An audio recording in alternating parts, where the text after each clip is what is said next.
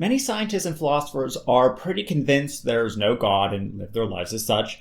But what if they're wrong, even if the odds do seem slim to none? Is it worth the risk of missing out on heaven and infinite rewards just not to believe in this finite lifetime? Should we believe in God just in case? The philosopher Pascal proposed this philosophical question in the 17th century, and it's dubbed Pascal's wager. In this video, I'll be covering this argument for God and then outlining why it doesn't make sense. If you like this video at any point and think it's helpful, please make sure to give it a thumbs up to help it succeed in the YouTube algorithm and subscribe for more videos like it using the link in the description below. So Pascal was a child prodigy and influential French 17th century philosopher, mathematician, physicist, inventor, and Catholic theologian. He argued that any rational person should live their life as though God exists because it's just not worth the risk of eternal punishment in hell and missing out on eternal rewards in heaven. Pascal's wager was, at its time, a revolutionary philosophical argument because it charted brand new territory in probability theory, the branch of mathematics concerned with probability. It separates itself from all the other types of arguments for God, as it doesn't argue that God necessarily has to exist. So this is how he breaks down the wager. God is or God is not. Reason cannot decide between the two alternatives. A game is being played, where heads or tails will turn up. You must wager, it is not optional. Let us weigh the gain and the loss and the wagering that God is. Let us estimate these two chances. If you gain, you will gain all. If you lose nothing. Wager then without hesitation that he is. There is here an infinity of infinitely happy life to gain, a chance of gain against a finite number of chances of loss. And what you stake is finite. And so our proposition is of infinite force when there is the finite to stake in a game where there are equal risks of gain and loss, and the infinite to gain. But some cannot believe.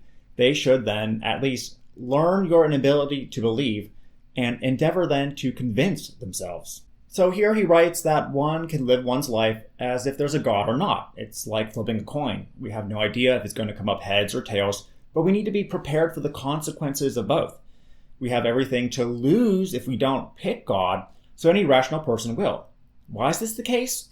Because human reason is limited. Yes, we can achieve a great deal with it, but reason can only go so far, including discerning if there is a God or not. Remember, Pascal never actually provides proof that God exists. He outlines how there's a great amount of uncertainty in the world. For example, there's uncertainty in God. If I saw no signs of a divinity, I would fix myself in denial. If I saw everywhere the marks of a creator, I would repose peacefully in faith. But seeing too much to deny him and too little to assure me, I am in a pitiful state. There's uncertainty in skepticism. It's not certain that everything is uncertain. There's uncertainty in nature. There's no doubt that natural laws exist, but once this fine reason of ours was corrupted, it corrupted everything. And really, uncertainty in everything. This is what I see and what troubles me. I look on all sides, and everywhere I see nothing but obscurity. Nature offers me nothing that is not a matter of doubt and disquiet. So in the end, we're forced to gamble if there's a God or not, which we don't have a say in. Either we live our lives like there's a God or we don't. It's a 50-50 probability. We can see the values of the decision using this matrix. Clearly, there is much more to gain than there is to lose if we choose belief in God. In fact, according to decision theory, the only value that matters is the infinite gain cell. Therefore, we should embrace Christianity and live our lives as though God exists. Okay, so that's the argument in a nutshell. So how's it incorrect?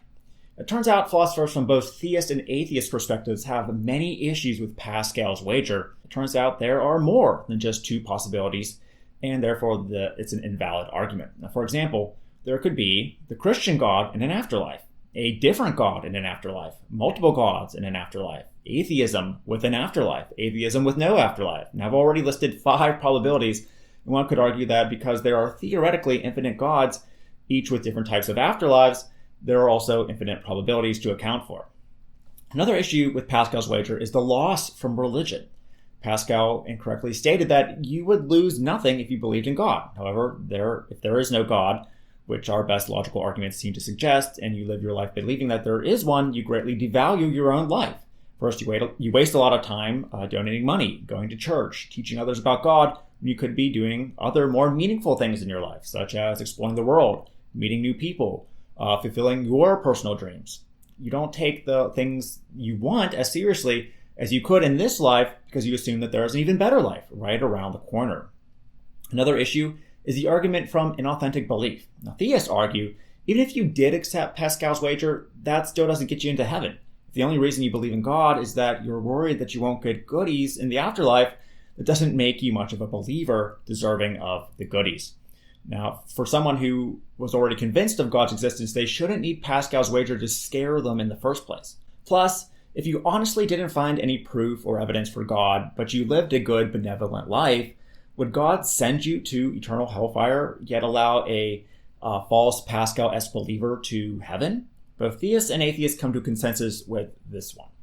Now, there are many more arguments disproving Pascal's wager. Overall, I think both theists and atheists can agree that Pascal's wager is one of the weaker arguments for God, or in this case, trying to make you believe in God. So let me know what you think. And I'll be putting up some more content refuting the best arguments from God coming up soon. If you like this video, again, please consider giving it a thumbs up and subscribing to the channel using the link in the description, and turn on the notification bell to receive updates when more videos come out. Thanks for watching, and I'll see you again.